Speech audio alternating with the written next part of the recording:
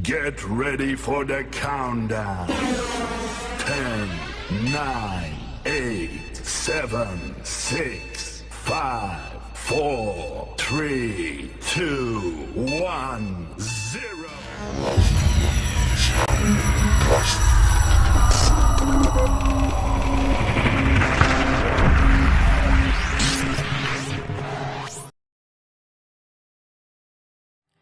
Assalamualaikum warahmatullahi wabarakatuh. Saya Fadilah Anggun Anggraini dari kelas MSDM 19A akan menjelaskan materi tentang konflik kerja. Pengertian konflik kerja menurut Tommy adalah adanya pertentangan antara seseorang dengan orang lain atau ketidakcocokan kondisi yang dirasakan oleh pegawai karena adanya hambatan komunikasi, perbedaan tujuan dan sikap serta tergantung aktivitas kerja. Cara mengetahui adanya konflik kerja. Beberapa hal yang dapat membantu pimpinan untuk mengetahui adanya konflik seawal mungkin adalah sebagai berikut. Yang pertama, dapat menciptakan komunikasi timbal balik, menggunakan jasa pihak ketiga, dan menggunakan jasa pengawas informal. Faktor-faktor konflik kerja. Yang pertama adalah perbedaan pendapat, yang kedua salah paham, 3 merasa dirugikan, 4 perasaan sensitif, 5 struktur, dan yang terakhir pribadi. Akibat-akibat konflik. Yang pertama menimbulkan kemampuan mengoreksi diri sendiri, meningkatkan prestasi, subjektif dan emosional, saling menjatuhkan, dan yang terakhir frustasi. Cara mengatasi konflik kerja. Yang pertama menghindar, mengakomodasi, kompromi atau negosiasi, dan yang terakhir memecahkan masalah atau kolaborasi. Sekian presentasi dari saya, kurang lebihnya saya mohon maaf. Wassalamualaikum warahmatullahi wabarakatuh. Assalamualaikum warahmatullahi wabarakatuh. Perkenalkan, nama saya Alma Septiana Aldianto dari kelas MSDM 19A. Di sini saya akan menjelaskan materi tentang stres kerja. Stres kerja merupakan suatu kondisi ketegangan yang berpengaruh terhadap emosi, jalan pikiran, dan kondisi fisik seseorang karena tidak dapat menyesuaikan diri dengan lingkungan sehingga menyebabkan perasaan yang tertekan atau merasakan tertekan. Stres kerja juga adalah akibat dari ketidakseimbangan antara tuntutan dan sumber daya yang dimiliki individu, sehingga semakin tinggi kesenjangan terjadi, maka semakin tinggi juga stres yang dialami. Lalu, hal tersebut dapat mengancam individu. Adapun faktor-faktor yang mampu mempengaruhi stres kerja yaitu, yang pertama yaitu faktor lingkungan. Keadaan lingkungan yang tidak menentu akan dapat menyebabkan pengaruh pembentukan struktur organisasi yang tidak sehat terhadap karyawan. Yang kedua ada faktor organisasi. Dalam faktor organisasi, terdapat beberapa faktor yang dapat menimbulkan stres, yaitu role demands, interpersonal demands, organizational structure, dan organizational leadership. Yang ketiga ada faktor individu. Hubungan pribadi antar keluarga yang kurang baik akan menimbulkan akibat pada pekerjaan yang akan dilakukan karena akibat tersebut dapat terbawa dalam pekerjaan seseorang. Adapun dampak dan gejala yang dialami dalam stres kerja yaitu yang pertama, kinerja yang menurun, yang kedua, keputusan kerja rendah, yang ketiga, semangat dan energi menghilang, yang keempat, kreativitas dan inovasi kurang, kelima, pengambilan keputusan buruk, keenam, komunikasi tidak benar, ketujuh, bergulat dengan tugas-tugas yang tidak produktif. Ada cara untuk mengatasi dan mencegah stres kerja yaitu yang pertama, perhatikan pola makan dan pola tidur, yang kedua, fokus pada solusi, bukan masalah.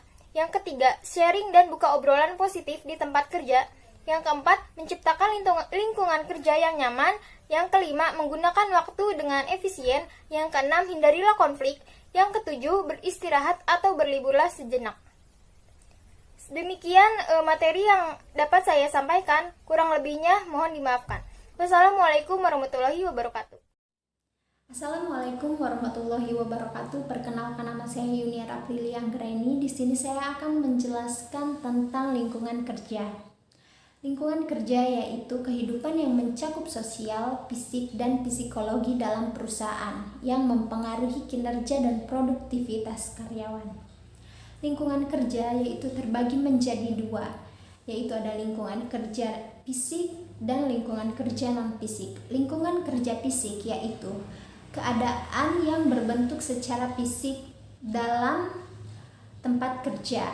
Contohnya itu seperti penerangan, warna dinding, sirkulasi udara, musik, kebersihan, dan keamanan.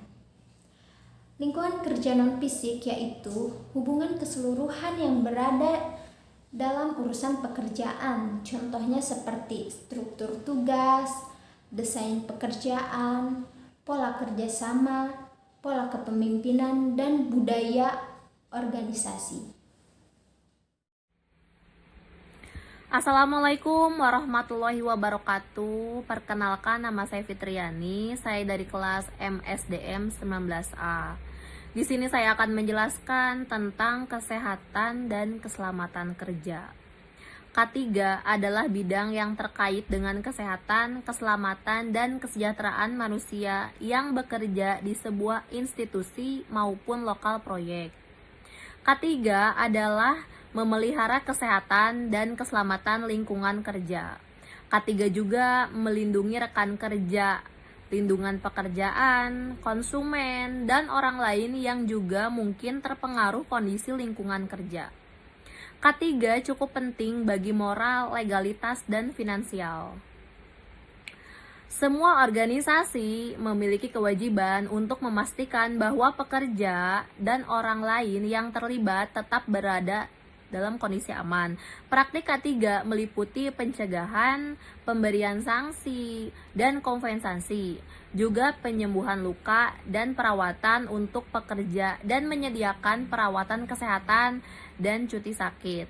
K3 terkait dengan ilmu kesehatan kerja, teknik keselamatan, teknik industri, kimia, fisika kesehatan, psikologi organisasi dan industri, ergonomika, dan psikologi kesehatan kerja.